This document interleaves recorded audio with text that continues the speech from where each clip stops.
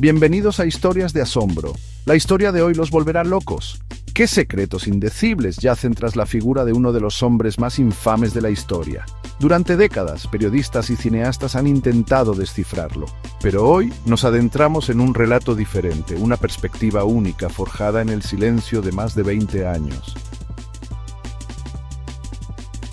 Imaginen conocer al hombre detrás del mito, no a través de los titulares, sino de los ojos de quien compartió su sangre y su vida. ¿Cómo era realmente Pablo Escobar en la intimidad de su hogar, lejos de la guerra y el terror que desató? ¿Qué verdades ocultas y detalles jamás contados se esconden en los recuerdos de un hijo que no eligió su destino, pero que ahora se atreve a desenterrar una historia personal y llena de matices? Prepárense para un viaje a las profundidades de una vida marcada por el exceso, la violencia, pero también por un amor paternal que desafía toda lógica. ¿Es posible encontrar virtudes en quien el mundo considera un monstruo? ¿Y si mucho de lo que creemos saber sobre los episodios que marcaron a Colombia estuviera a punto de ser cuestionado? Quédense con nosotros en Historias de Asombro, porque estamos a punto de abrir un libro que promete mucho más que una simple biografía. Es la búsqueda íntima de respuestas a preguntas que han perseguido a una familia y a una nación entera. La traición. Diciembre de 1993. Apenas 2 semanas después de la muerte de Pablo Escobar, su familia, recluida y custodiada en el piso 29 del Apart-Hotel Residencias Tequendama en Bogotá, recibió la noticia de un atentado con cartabomba contra Roberto Escobar, hermano de Pablo, en la cárcel de Itagüí. Roberto sufrió heridas graves en los ojos y el abdomen. La familia decidió trasladarlo al Hospital Militar Central de Bogotá, un lugar tecnológicamente mejor dotado y más seguro, costeando Victoria, la madre de Juan Pablo, los $3.000 del transporte sanitario. Juan Pablo, acompañado por su tío Fernando, hermano de su madre, fue a visitarlo. Notó con extrañeza que los agentes del CTI que los protegían habían sido reemplazados por hombres de la SIJIN, la inteligencia de la policía, lo que le generó un mal presentimiento. En el hospital, un médico informó que era preciso extraerle los 2 ojos a Roberto, a lo que la familia se negó, pidiendo que se hiciera todo lo posible por salvar su vista.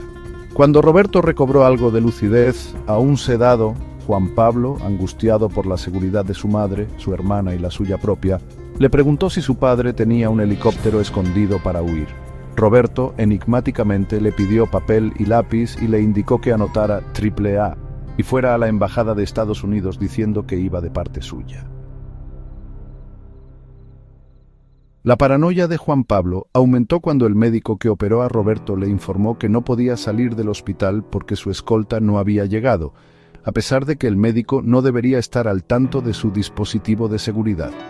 Convencido de un complot para matarlo, Juan Pablo insistió en irse, logrando finalmente que el médico firmara la orden de salida. Al día siguiente, Juan Pablo y su tío Fernando se dirigieron a la embajada estadounidense. Tras un tenso intercambio con el funcionario de la fiscalía encargado de su custodia, quien se negó a acompañarlos, renunciaron a la protección y tomaron un taxi. Al llegar a la embajada y mostrar el papel con las 3 letras AAA, fueron rápidamente introducidos sin pasar por los controles habituales. Joe Toft, director de la DEA para América Latina, lo recibió y le preguntó el motivo de su visita. Juan Pablo pidió ayuda, mencionando que su tío Roberto lo había enviado. Toft respondió secamente que su gobierno no podía garantizarle ayuda, pero podría recomendar un juez en los Estados Unidos si ofrecía colaboración con información sobre los archivos de su padre. Juan Pablo replicó que con la muerte de su padre, esos archivos que estaban en su memoria también habían muerto, y la información que guardaba en agendas sobre enemigos ya la tenía la policía colombiana. El encuentro no mejoró su difícil situación, pero destapó los contactos de alto nivel de su tío Roberto con los norteamericanos, los mismos que ofrecían recompensa por su padre y habían participado activamente en su caza. Esto sembró en Juan Pablo la inquietante hipótesis de una posible alianza entre Roberto, Estados Unidos y los Pepes para atrapar a su padre. Recordó el secuestro de su primo Nicolás, hijo de Roberto, en mayo de 1993, quien fue liberado ileso a las pocas horas. un hecho que en la dinámica de aquella guerra equivalía a una sentencia de muerte y que ahora cobraba un nuevo significado. La confirmación de esta alianza pareció llegar en agosto de 1994, cuando su tía Alba Marina Escobar los visitó en la hacienda Nápoles con un mensaje urgente de Roberto. Les comunicó que existía la posibilidad de obtener visados para Estados Unidos y escribían un libro mencionando a su padre y a Vladimiro Montesinos, jefe de inteligencia de Fujimori en Perú, asegurando haberlos visto juntos en Nápoles. Juan Pablo y su madre se negaron a mentir. Poco después se enteraron de que su abuela Hermilda y su tía Alba Marina estaban de paseo en Nueva York, a pesar de que supuestamente les habían cancelado los visados.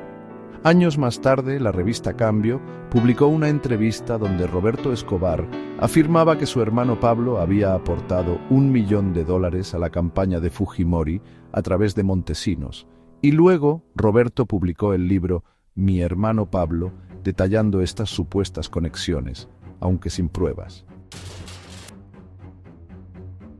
Finalmente, en 2013, un periodista extranjero confirmó a Juan Pablo las sospechas que tanto tiempo había albergado antiguos agentes de la DEA. Le confesaron la colaboración directa de su tío Roberto en la muerte de Pablo Escobar. Pronto, el fantasma de la falta de dinero se hizo presente. La primera cuenta del hotel incluía los excesivos consumos de los cuerpos de seguridad del Estado que los custodiaban, una suma astronómica que pagaron con preocupación creciente. En medio de esta crisis, Alba Marina, tía de Juan Pablo, junto con su familia, los visitó. Dada la aparente generosidad mostrada, Juan Pablo le confió a Alba Marina la existencia de dinero en dólares que su padre había ocultado en 2 escondrijos de la Casa Azul, pidiéndole que lo recuperara. Le susurró los detalles al oído con el televisor a alto volumen para evitar micrófonos y le explicó que, según su padre, esa suma era suficiente para ganar la guerra y recuperarse financieramente. También mencionó que su padre le había entregado $6 millones a Roberto, 3 para sus gastos en la cárcel y 3 para que los guardara para la familia. Alba Marina aceptó la misión y regresó 3 días después con semblante sombrío, afirmando que en la casa donde estaba el gordo, el guardián del escondrijo, solo había unos pocos dólares. Juan Pablo, inicialmente, enfocó su ira contra el gordo. La situación económica se complicó aún más. Optaron por preguntar a sus tíos por los $3 millones que Pablo Escobar le había entregado a Roberto para ellos. La abuela Hermilda y sus tíos Gloria, Alba Marina, Luz María y Argemiro presentaron unas cuentas rudimentarias que justificaban que Roberto había dilapidado el 75% del dinero en gastos, como amueblar el apartamento de Gloria, un taxi para ella y otros desembolsos para el abuelo Abel y mantenimiento. Juan Pablo cuestionó los gastos, especialmente el de los muebles, que parecían más costosos que el propio apartamento, pero sus tíos se mostraron ofuscados. Para evitar más problemas con antiguos trabajadores de su padre presos que exigían ayuda, pidieron a Roberto que usara el dinero restante para asistirlos, estimando que alcanzaría para un año.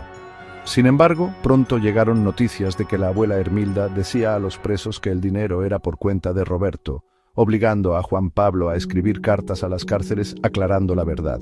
El dinero, según Roberto, solo alcanzó para 5 meses.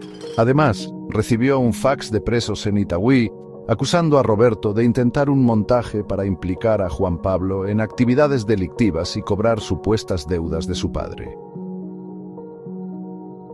Una noche de septiembre de 1994, el gordo, el guardián del escondrijo de la Casa Azul, apareció en el edificio donde vivían. Juan Pablo, inicialmente desconfiado, lo hizo subir. El gordo, entre lágrimas, abrazó a Juan Pablo, con una apariencia humilde que no concordaba con la de alguien que hubiera robado una fortuna.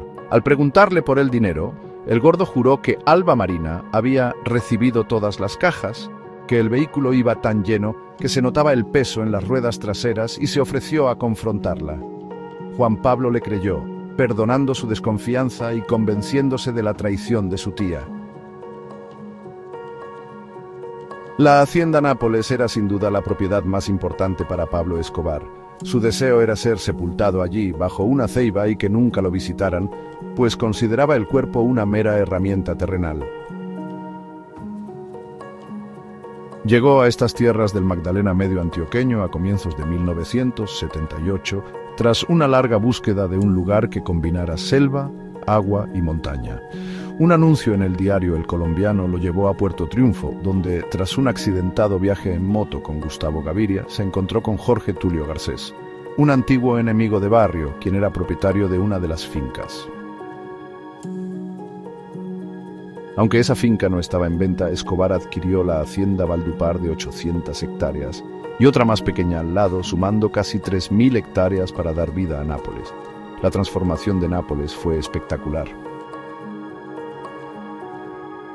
Se construyeron casas para invitados, piscinas, un enorme bar con juegos electrónicos de los años 80 y se plantaron miles de árboles frutales, incluso trasplantando árboles grandes con una grúa gigantesca. Las despensas parecían bodegas y siempre había abundancia de todo para los invitados. Antes de que Steven Spielberg estrenara Jurassic Park, Escobar ya había mandado construir dinosaurios y un mamut a escala real en la hacienda. La pareja de loros negros costó $400.000 y un loro azul único fue traído de contrabando desde Brasil por $100.000. Incluso se trajeron delfines rosados del Amazonas.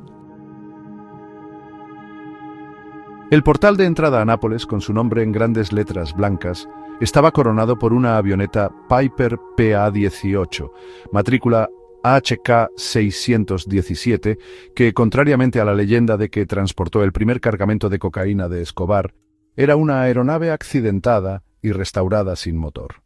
Otro mito era el coche acribillado expuesto, supuestamente de Bonnie y Clyde. En realidad, era una fusión de un Toyota accidentado donde murió Fernando, hermano de Escobar, y un Ford de 1936 que Escobar mandó a balear para simular los 167 proyectiles del coche original de los bandidos. Nápoles se abrió gratis al público, llegando a recibir hasta 25.000 automóviles en un fin de semana festivo. Escobar disfrutaba viendo a la gente humilde disfrutar del espectáculo. Hubo problemas con la adaptación de las jirafas, que murieron, y con la alimentación de flamencos y elefantes. Juan Pablo recuerda un día en que su padre lo hizo sacrificar un venado herido con su pistola Sig Sauer. La hacienda incluso sirvió de escenario para un anuncio de Naranja Postobón en 1983. En Navidad, helicópteros repartían regalos y comida en pueblos cercanos, pero Nápoles también fue el epicentro de las actividades criminales de Escobar. Socios del cártel como el mexicano Gonzalo Rodríguez Gacha y Carlos Leder eran visitantes frecuentes. Leder protagonizó un grave incidente al asesinar a Arroyo, un jefe de sicarios de Escobar, por un lío de faldas, lo que provocó su expulsión de la hacienda. Alberto Prieto, el padrino, el único patrón que Escobar tuvo en su vida, también fue un invitado de honor. Nápoles sirvió como centro de entrenamiento para el ejército de sicarios de Escobar. En 1988, trajo a un mercenario israelí, Yair Klein, referido como Gibe o Yair, para instruir a sus hombres en técnicas de seguridad, protección y combate, incluyendo a los letales hermanos Muñoz Mosquera, Tyson y Tilton. Chucho, un experto en explosivos instruido por un terrorista español, también usó la pista de aterrizaje de Nápoles para ensayos con coches bomba. A pesar de las numerosas ocupaciones por las autoridades, Escobar siempre lograba permanecer en ella, su paraíso y epicentro de su imperio criminal. Juan Pablo Escobar relata que, a menudo, le preguntaba a su padre sobre el monto de su fortuna, una cifra que la revista Forbes estimó en $3.000 millones, aunque su padre simplemente respondía que llegó a tener tanto dinero que perdió la cuenta. Para Juan Pablo, el narcotráfico le dio todo a su padre y también se lo quitó todo, incluida la vida, sembrando dudas sobre la rentabilidad a largo plazo de dicho negocio. Tras salir de la cárcel en Pasto en septiembre de 1976, Pablo Escobar se reunió con Alfredo Hadd y, tras una llamada en clave, recibió un todoterreno Toyota nuevo y $200.000 en efectivo, demostrando que su tiempo en prisión no había mermado su determinación de enriquecerse ilegalmente. A pesar de un contratiempo inicial donde la policía de Risaralda descubrió dólares escondidos en un vehículo, Escobar y Gustavo Gaviria persistieron, contactando a traficantes conocidos en prisión para mejorar sus proveedores y rutas de pasta de coca desde Ecuador.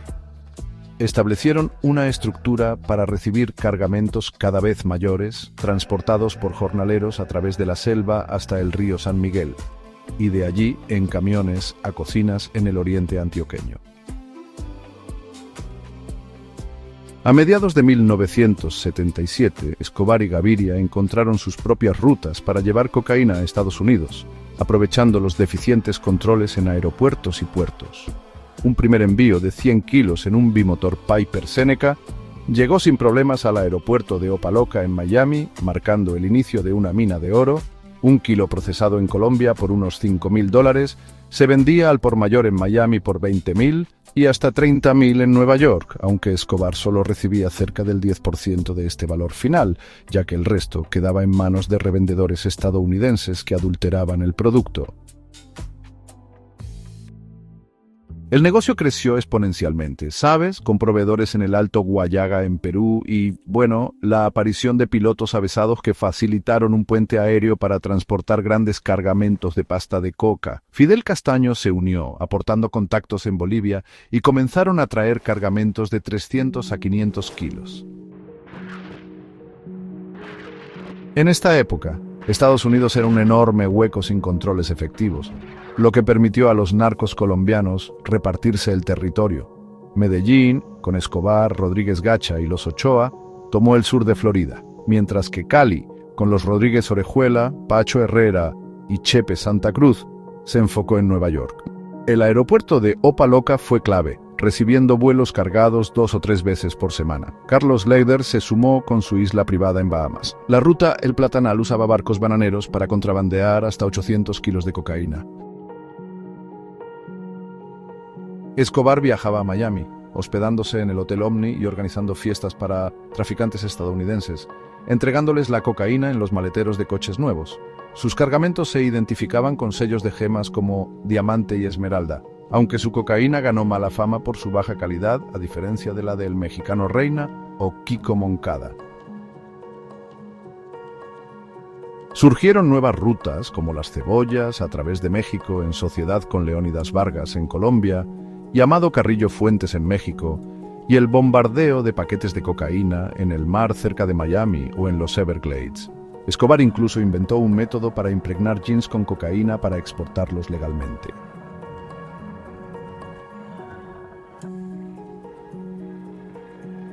Pablo Escobar, un nombre que acabaría siendo sinónimo de poder y mala fama, empezó su camino desde unos orígenes humildes en Río Negro, Colombia. A finales de la década de 1970 ya se había hecho un nombre en el mundo del crimen, pero fue su entrada en el negocio de la cocaína lo que de verdad marcó el ascenso de Escobar. Mientras iba creciendo su negocio, nació el Cartel de Medellín, y con él empezó una nueva época de tráfico de drogas. La ambición de Escobar no tenía límites, y pronto se convertiría en uno de los hombres más poderosos del mundo. Su oficina se llenó de muchísima gente. Todos querían entrar en el negocio, desde limpiabotas hasta empresarios y políticos. En 1981 compró una casa enorme en Miami Beach por $700.000 y unos pisos por varios millones más, dinero que declaró en la aduana. Como tenía cada vez más dinero y poder, contrató a sus primeros guardaespaldas, La Yuca, Pasarela y Mugre. Nápoles se volvió una base para el tráfico de drogas, con aviones que volaban de noche llenos de cocaína a muchos sitios diferentes. Escobar inventó trucos muy listos para escapar de la policía, como una pista para aviones escondida con una casa con ruedas. Se decía que pasaba droga por Cuba con la ayuda de jefes importantes del gobierno de Castro. Un plan que dicen que funcionó durante 2 años hasta que lo descubrieron en 1989. Al final, Escobar dejó de preparar la pasta de coca y se dedicó solo a llevarla de un sitio a otro, y así se hizo uno de los que más cocaína transportaba. A finales de 1981, cuando ya era el número uno, el más importante, le dijo a Gustavo Gaviria: Gustavo Gaviria, veo, ya tenemos la pasta, el dinero, ahora vamos a por el poder de mandar, el poder político. En abril de 1983, la revista Semana dijo que Pablo Escobar era como una especie de Robin Hood paisa, destacando su gran ayuda a los pobres y su enorme fortuna de origen desconocido. Escobar, en lo más alto de su poder, multimillonario, dueño de su hacienda soñada, Nápoles, congresista, sin juicios pendientes y con su próspero negocio de tráfico de drogas, comentó el artículo con ironía, aunque en secreto ya tramaba un plan contra el nuevo liberalismo por dejarlo de lado. Su objetivo fue Rodrigo Lara Bonilla, entonces segundo de a bordo de Luis Carlos Galán. Escobar instruyó a Evaristo Porras para que, simulando ser un empresario, obtuviera una cita con Lara y le entregara un cheque por $1.000.000, grabando la conversación. La grabación falló, pero el cheque quedó como prueba. Cuando el presidente Betancourt nombró a Lara Bonilla ministro de Justicia, este atacó con fuerza a los cárteles, especialmente a Escobar. Escobar contraatacó en la Cámara de Representantes, enseñó el cheque y puso a Lara en aprietos. Pero el 25 de agosto, el periódico El Espectador sacó una noticia recordando que a Escobar lo detuvieron en 1976 por traficar con pasta de coca, un golpe muy duro para su imagen pública y política. Escobar entró en cólera, intentando infructuosamente comprar todos los ejemplares del periódico en Medellín. La situación se agravó cuando un juez reabrió la investigación por la muerte de los detectives del DAS que lo detuvieron años atrás. La embajada estadounidense le canceló el visado y la Cámara le levantó la inmunidad parlamentaria. El 20 de enero de 1984, Escobar renunció a su actividad política. Poco después, el 12 de marzo de 1984, el ministro Lara y el coronel Jaime Ramírez dieron un duro golpe al cartel de Medellín al desmantelar Tranquilandia, un gigantesco complejo de cocaína en las selvas del Yarí. Aunque Juan Pablo Escobar al principio creyó que Tranquilandia era de su padre, investigaciones posteriores para el libro le revelaron que, en realidad, era de otros narcos que hacían negocios con él, y que su padre ya estaba harto de los laboratorios por tanto accidente y por sus altos costes. Escobar estaba seguro de que Lara no iba a parar con sus ataques, así que ordenó que lo mataran. Después de varios intentos fallidos con una ambulancia que habían preparado, el plan cambió y lo reforzaron con 2 sicarios en moto, Byron Velázquez e Iván Darío Guisao, que los contrató Pinina. La noche del 30 de abril de 1984, Guisao cosió a tiros al ministro Lara en Bogotá. Este crimen desató una guerra total del gobierno contra el narcotráfico, incluyendo la persecución de capos y la amenaza de extradición. La familia Escobar huyó a Panamá, donde Pablo ya tenía contactos y una historia previa con el general Manuel Antonio Noriega, a quien en 1981 le había pagado $5 millones por permitir operaciones de narcotráfico, aunque Noriega luego incumplió parcialmente. En Panamá, el 25 de mayo de 1984, nació Manuela, la hermana de Juan Pablo. Mientras tanto, Escobar intentaba negociar con el gobierno colombiano a través del expresidente Alfonso López Michelsen. Ofreció desmantelar el negocio del narcotráfico a cambio de no ser extraditado y cumplir condenas razonables en Colombia. El procurador general Carlos Jiménez Gómez viajó a Panamá para escuchar la propuesta, pero desafortunadamente la filtración de la reunión a la prensa frustró cualquier avance. Temiendo la traición de Noriega y la persecución de Estados Unidos, Escobar buscó refugio en Nicaragua. Gracias a los contactos que tenía con el M-19 y el gobierno sandinista, acordaron darle refugio a cambio de ayuda económica, dejándole usar el país como base para el tráfico de drogas. La familia se instaló en una casa en Managua, pero la vida era insoportable debido a la guerra civil y la escasez. Escobar y el mexicano exploraron rutas y usaron el aeropuerto Los Brasiles para enviar cocaína. Sin embargo, fueron traicionados por Barry Seal, un piloto e informante de la DEA que fotografió un cargamento implicando a Escobar y al régimen sandinista. Este escándalo le obligó a salir de Nicaragua y a volver a vivir escondido en Colombia a finales de 1984. Que pudieran extraditarlo seguía siendo lo que más le preocupaba. Más adelante conoció la cárcel. 3 días después de entrar en la catedral en junio de 1991, Pablo Escobar llamó a su hijo Juan Pablo, que estaba en Nueva York. Le pidió que le comprara entre 25 y 30 chaquetas gordas por el frío que hacía en la prisión. Le aseguró que todo estaba bien y que los que le cuidaban eran los de siempre. Juan Pablo, junto a algunos familiares y amigos, se encontraba en un largo paseo por Estados Unidos. Compró las chaquetas y diversos regalos para su padre, incluyendo la colección completa de James Bond en videos y sofisticados equipos de espionaje como micrófonos diminutos y cámaras especiales, fascinado por la tecnología que le recordaba al arsenal del agente 007. Al volver a Medellín, Juan Pablo notó un cambio. Ya no hacía falta esconderse tanto. Pudo visitar a su padre en la catedral, que más que una cárcel, parecía una finca de recreo. La entrada la controlaban los hombres de Escobar y el camión que llevaba a las visitas tenía un doble fondo. Al llegar, su padre lo recibió con una sonrisa, vestido con una ruana blanca. Muchos de los guardias eran en realidad sus propios escoltas. Algunos presos eran colados, es decir, gente sin importancia real en la organización. El gobierno mandó a 5 vigilantes desde Bogotá para controlar a Pablo y ¿saben qué? También estaban comprados para que no dijeran ni mu. Juan Pablo pronto se dio cuenta de que su padre no pensaba dejar sus delitos. La catedral era un centro para reorganizar su grupo armado, las rutas de la droga y seguir con los secuestros y las extorsiones. En la cárcel había mesas de billar, de ping-pong y un comedor que casi nunca usaban porque hacía mucho frío. Preferían pedir comida a 3 chefs privados y una enfermería atendida por Eugenio, el que antes era el médico de la hacienda Nápoles. Un balcón mirador con telescopios permitía observar Medellín con asombrosa precisión.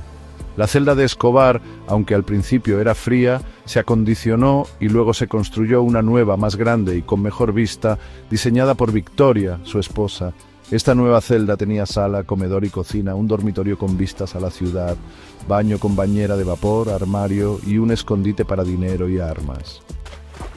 También se construyó un bar con una inmensa bañera de hidromasaje para 20 personas, aunque rara vez se usó por el frío. La vida en la catedral incluía animados partidos de fútbol en una cancha construida y financiada por el propio Escobar. Contaba con iluminación profesional y un sofisticado sistema de drenaje. Jugadores profesionales como René Higuita, Leonel Álvarez y Faustino Asprilla subían a jugar. Y bueno, los partidos solo terminaban cuando ganaba el equipo de Escobar. Criaban truchas en un estanque y palomas mensajeras en un palomar que construyó mugre. Las bromas pesadas eran algo habitual, como una que le hicieron a Roberto Escobar, el hermano de Pablo, en la que le hicieron creer que su mujer había encontrado ropa interior de mujer en su ducha. Pues nada, cuando llegó el momento de que un fiscal de esos sin rostro interrogara a Escobar sobre de dónde venía su fortuna, el interrogatorio fue en una casa preparada especialmente para la ocasión, fuera de la cárcel. Escobar, claro, lo negó todo, diciendo que tenía negocios con ganados, y cuando los letrados le preguntaron por el precio del ganado, Pablo dijo que le dolía muchísimo la cabeza y se retiró, y así, pues, se burló del sistema judicial. En diciembre de 1991 hubo celebraciones en la catedral y Juan Pablo recibió una moto Honda CR 125 de regalo de Navidad. Poco después quisieron secuestrar a Juan Pablo en una carrera de coches, pero su padre se enteró justo a tiempo y lo impidió. Tuvo que quedarse casi 20 días en la catedral por seguridad. Durante este tiempo, Fidel Castaño, el paramilitar alias Rambo, se instaló en la catedral Dormía en un cuarto al lado del de Escobar, hasta que Escobar sospechó que lo espiaba, marcando el inicio de su distanciamiento.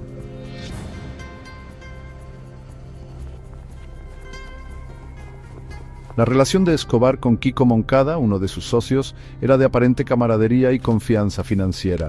Moncada había prestado a Escobar considerables sumas para la guerra. En una ocasión, Moncada le presentó cuentas a Escobar en la catedral, indicando una deuda de $23.5 millones y ofreciéndole 76 millones más. Escobar esperaba pagarle pronto tras una vuelta en México. Sin embargo, poco después, los medios comenzaron a reportar la posible desaparición y asesinato de Moncada y Fernando Galeano dentro de la catedral. Juan Pablo, confundido por la estrecha relación que había presenciado, interrogó a su padre.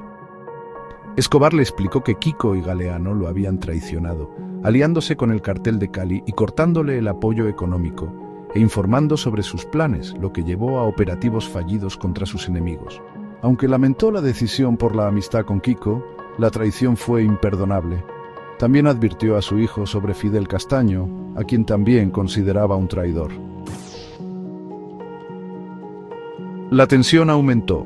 El 21 de julio de 1992, movimientos inusuales de tropas alrededor de la catedral alertaron a Escobar sobre un posible traslado.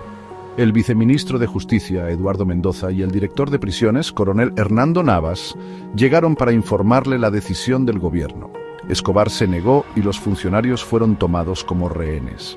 Esa noche, mientras el ejército rodeaba el penal, Escobar, tras atarse las zapatillas deportivas, su señal de que la situación era crítica, ordenó apagar todas las luces y escapó con 9 de sus hombres a través de un boquete previamente debilitado en la pared perimetral de la cárcel.